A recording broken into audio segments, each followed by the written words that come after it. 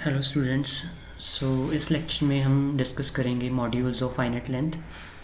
सबसे पहले हम देखते हैं कि मॉड्यूल ऑफ फाइनाइट लेंथ की डेफिनेशन क्या होती है।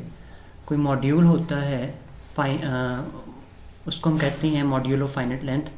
पहली बात कि वो यहाँ ज़ीरो हो, अगर ज़ीरो है तब भी उसको कहेंगे मॉड्यूल ऑफ फाइनाइट लेंथ, और अगर वो ज़ीरो नहीं है तो उसके पास कंपोजिशन सीरीज़ होनी चाहिए। मतलब ऐसा नॉन ज़ीरो मॉड्यूल जिसके पास कंपोजिशन सीरीज़ है तो वो मॉड्यूल ऑफ फाइनाइट लेंथ होगा, और अगर मॉड्यूल ज़ीरो है तब भी वो मॉड्यूल ऑफ फाइनाइट लेंथ है। इसके रिलेटेड एक थ्योरम है, बहुत इंपॉर्टेंट थ्योरम है, कि मॉड्यूल जो होता है फाइनाइट लेंथ का, कोई भी मॉड्यूल है वो फाइनाइट लेंथ का होगा if and only if it is both Artinian and Noetherian. मतलब कि अगर कोई मॉड्यूल फाइनाइट लेंथ का है तो इस बात की गारंटी है कि वो अटेनियन भी होगा और नॉर्दर्न भी होगा। या फिर अगर कन्वर्सली देखें कि अगर कोई मॉड्यूल अटेनियन भी है और नॉर्दर्न भी है तो इस चीज़ की गारंटी है कि वो फाइनाइट लेंथ का मॉड्यूल होगा। तो इसका प्रूफ देखते हैं। प्रूफ में सबसे पहले हम मान के चलते हैं कि मॉड्यूल जो है वो फाइनाइट लेंथ का है। इसमें दो केसेस हैं, अगर तो m ज़ीरो है तो by definition module finite length का होगा, then there is nothing to prove, the result is trivial.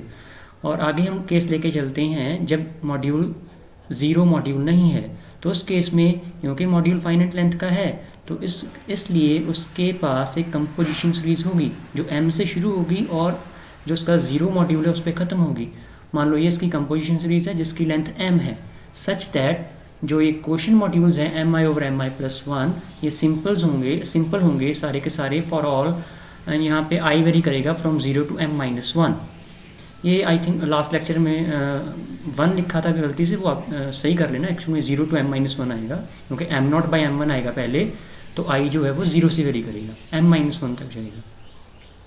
अब देखते हैं कि जब m, अब इस पर हम मैथमेटिकल इंडक्शन लगाएंगे और उससे ये प्रूव करेंगे।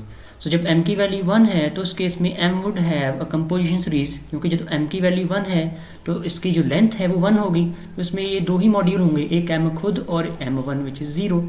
तो ये कंपोजिशन सीरीज होगी जिसमें कि जो क्वेश्चन मॉड्यूल है वो क्या होगा m not by m one, और वो एक्चुअल में क्या है m बाई ज़ीरो मॉड्यूल। पर क्वेश्चन क्योंकि ये कंपोजिशन सीरीज है तो क्वेश्चन मॉड्यूल ने सिंपल होना ही होना है। सो दिस मीन्स ये जो m बाई ज़ीरो है इसने सिंपल होना है, पर ये m के आइसोमॉर्फिक है, देयरफॉर m खुद सिंपल हो जाएगा। जब n is equal to one है तो ये केस क्वाइट क्लियर है। फिर हम मान के चलेंगे, मतलब इस केस में क्योंकि ये सिंपल है तो हमें पता है जो सिंपल मॉड्यूल है वो अटेनियन और नॉर्दर्न दोनों होता है, तो इस केस में हम प्रूव कर चुके हैं कि अगर जब लेंथ वन है तो उस केस में अगर m की फाइनाइट लेंथ है तो वो अटेनियन भी है और नॉर्दर्न भी है। अब हम अज्यूम करेंगे इंडक्शन लगा के कि जो रिजल्ट है वो जब m की value greater than equal to two लिए, और हम अज्यूम करेंगे कि रिजल्ट होल्ड करता है for any module having some composition series जिसकी length at most m minus one है। ये हम अज्यूम कर लेंगे कि कोई भी ऐसा मॉड्यूल जिसकी लेंथ m माइनस वन है और वो अगर मॉड्यूल की लेंथ फाइनाइट है, मतलब m minus one length finite है, इतनी लेंथ है, तो वो अटेनियन भी है और नॉर्दर्न भी है। ये हम अज्यूम करके चलते हैं और हम इक्वेशन नंबर वन को अब कंसीडर करते हैं। इक्वेशन नंबर वन ये रही जिसमें हम मॉड्यूल कंसीडर कर रहे हैं m लेंथ का। इसको प्रूव करेंगे कि अगर इसकी लेंथ जैसी m है तो इसको प्रूव करेंगे कि ये भी अटेनियन भी होगा और नॉर्दर्न भी होगा। तो ये जो कंसीडर किया हमने केस वन जो था ऊपर, तो बाय इंडक्शन m1 जो है बोथ अटेनियन और नॉर्दर्न है, ये आपने समझना है।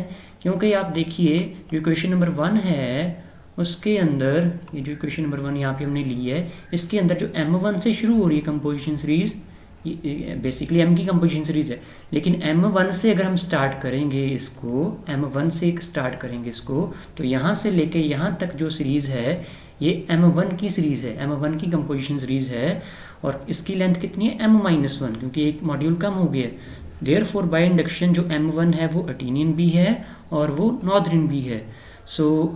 m1 जो है बाय इंडक्शन, यहाँ पे हम जो बात कर रहे हैं बाय इंडक्शन m1 बोथ अटेनियन और नॉर्दर्न है, और जो वन है वो कंपोजिशन सीरीज है m की, हमने अभी देखा, इसलिए जो m बाई m1 है वो सिंपल मॉड्यूल है, और क्योंकि m बाई m1 सिंपल है इसलिए वो अटेनियन भी होगा और नॉर्दर्न भी होगा। अब जैसे हमने आई थिंक लास्ट केस में भी किया था कि हमें पता है कि इस केस में m1, अब देखिए m1 अटेनियन और नॉर्दर्न है, आप यहाँ पे लिखा भी है, अच्छा लिख भी दिया है नोट्स में अलग से कि नाउ वी नो दैट कि जब m कोई मॉड्यूल हो उसका कोई सब मॉड्यूल होता है n, जब सच दैट कि n अटेनियन है या नॉर्दर्न भी है और m बाई n अटेनियन है या नॉर्दर्न भी है, तो उस केस में m इट सेल्फ अटेनियन होगा या नॉर्दर्न भी होगा। मतलब दोनों केस हैं कि अगर n अटेनियन है, m बाई n अटेनियन है तो m अटेनियन होगा, और अगर n नॉर्दर्न है, m बाई n नॉर्दर्न है तो m ने भी नॉर्दर्न होना है। अब जो ऊपर हमने प्रूव कर रहे हैं उसमें m बाई m वन जो है वो अटेनियन भी है, नॉर्दर्न भी है, और m1 अकेला इटसेल्फ भी जो है वो नॉर्दर्न भी है और अटेनियन भी है। सो देयरफॉर जो m है इस कंक्लूजन से जो m है वो भी अटेनियन और नॉर्दर्न दोनों हो जाएगा। सो ये हम यहाँ पे प्रूव कर चुके हैं कि जब कोई मॉड्यूल होता है फाइनाइट लेंथ का वो अटेनियन भी होता है और नॉर्दर्न भी होता है। कन्वर्स देखते हैं बेटा। कन्वर्स में क्या करना है, कन्वर्स में हम लेके चलेंगे कि m जो है वो अटेनियन और नॉर्दर्न दोनों है। कोई m मॉड्यूल है जो अटेनियन भी है और नॉर्दर्न भी है, प्रूव क्या करेंगे कि इसकी फाइनाइट लेंथ है। अब अगर m ज़ीरो है तो बाय डेफिनेशन जो है बाय डिफ़ॉल्ट बाय ट्रिवियली m जो है वो फाइनाइट लेंथ का होगा। अब सो देयरफॉर हम अज्यूम करते हैं कि जो m है वो ज़ीरो मॉड्यूल नहीं है। लेकिन आप ये चीज़ का ध्यान रखिए कन्वर्स में कि m नॉर्दर्न भी है और अटेनियन भी है, और क्योंकि m नॉर्दर्न है और हमें पता है कि नॉर्दर्न मॉड्यूल के अंदर मैक्सिमल सब मॉड्यूल एग्जिस्ट करता ही करता है, और m नॉर्दर्न है और ये नॉन ज़ीरो मॉड्यूल है, देयरफॉर इसका कोई ना कोई मैक्सिमल सब मॉड्यूल आएगा। से m1 जो है m का मैक्सिमल सब मॉड्यूल होगा। अब दो केसेस हैं, या तो m1 ज़ीरो होगा या m1 ज़ीरो नहीं होगा। अगर तो m1 ज़ीरो है तो उस केस में m का, क्योंकि m1 मैक्सिमल मॉड्यूल है तो ये हमारे पास एक कंपोजिशन सीरीज हो जाएगी, क्योंकि m1 मैक्सिमल है m के अंदर। दैट इज़ वाई जो m बाई m1 क्वोशंट है वो सिंपल होगा, देयरफॉर ये कंपोजिशन सीरीज होगी हमारे पास, और इसकी लेंथ कितनी होगी, 1 होगी। सो तब तो ये प्रूव हो गया, then there is nothing to prove, so we are done here. अगर तो m1 ज़ीरो है तो उस केस में ये रिक्वायर्ड कंपोजिशन सीरीज हमारे पास आ जाएगी जिसकी लेंथ 1 है।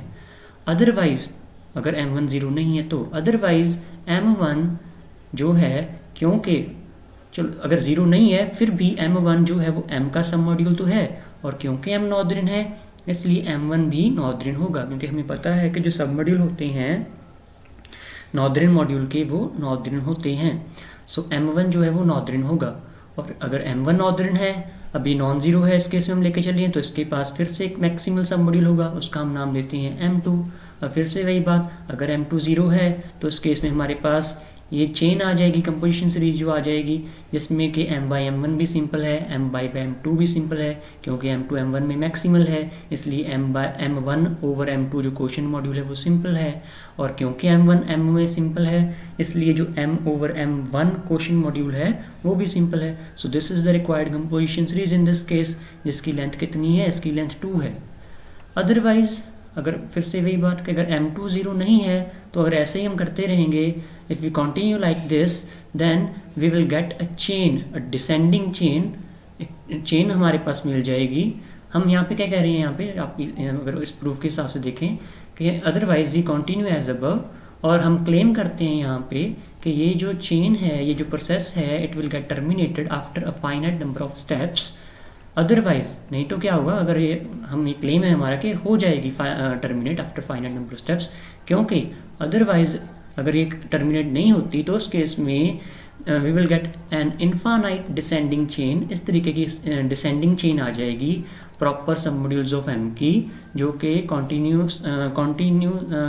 इंडेफिनेटली कंटिन्यू करती रहेगी, but it will lead to the contradiction to the fact कि जो m है वो अटेनियन है। इस फैक्ट पे ये कॉन्ट्राडिक्शन देगी, क्योंकि हम कन्वर्स में मान के चले हैं कि m क्या है, वो नॉर्दर्न भी है, वो अटेनियन भी है। सो उसमें ACC भी होल्ड होनी है, उसमें DCC भी होल्ड होनी है। DCC का मतलब कि कोई भी डिसेंडिंग चेन है सब मॉड्यूल्स की, उसने भी टर्मिनेट होना है।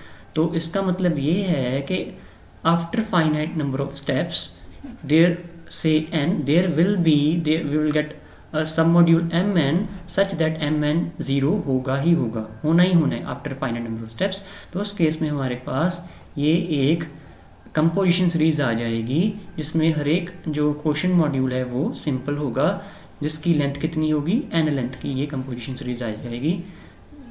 जो कि हमने प्रूव करना था। सो देयरफॉर जो m है वो मॉड्यूल है ऑफ फाइनाइट लेंथ। सो ये इसका प्रूफ है। इसकी आगे एक क्रॉलरी भी है बेटा, मैं यहाँ से हम देख लेते हैं, तो टाइम है अभी थोड़ा सा, और 2-4 मिनट हम एक्सटेंड कर सकते हैं इस वीडियो को, 2-3 मिनट। सो यहाँ पे सब मॉड्यूल, ये देखिए इसमें जो इसके आगे है यहाँ पे लिखा है कि सब मॉड्यूल एंड क्वेश्चन मॉड्यूल जो होती हैं फाइनाइट लेंथ के of R modules of finite length. इसको आप ध्यान से सुन लीजिए।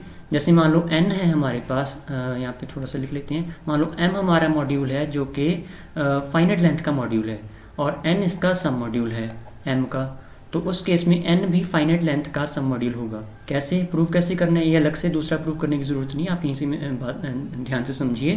क्योंकि अगर m जो है, अब यहाँ पे देखिए m जो मॉड्यूल है वो फाइनाइट लेंथ का मॉड्यूल है, इसलिए m जो है वो अटेनियन भी है और नॉर्दर्न भी है, और क्योंकि n m का सब मॉड्यूल है इस वजह से n भी क्या है, वो अटेनियन भी है और नॉर्दर्न भी है। और क्योंकि n अब नॉर्दर्न भी है अटेनियन भी है, और अभी ऊपर हमने केस किया इफ एंड ओनली का, जिस वजह से n भी क्या हो जाएगा, वो फाइनाइट लेंथ का हो जाएगा। एक बार दोबारा से सुन लीजिए बेटा, m हमारे पास क्या दिया हुआ है, मॉड्यूल ऑफ फाइनाइट लेंथ।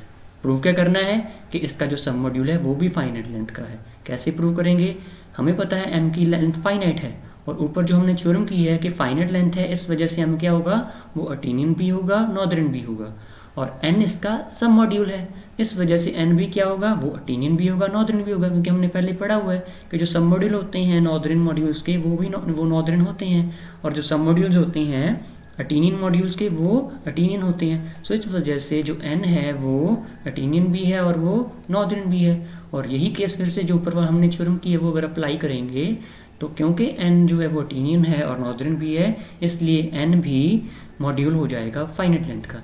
ऐसे ही आपने क्वेश्चन मॉड्यूल का प्रूफ लिखना है, और ऐसे ही आपने ये सेकंड प्रूफ करना है। सो आपको ये अलग से जो ये इसका सेकंड प्रूफ यहाँ पे दिया, इसको करने की ज़रूरत नहीं है, आपने बस ये ऊपर वाली थ्योरम प्रूफ कर देनी है, और वो जो पहले वाले रिजल्ट जिस रिजल्ट को यूज़ किया हमने वो लिख देनी है, that's it. So thank you बेटा।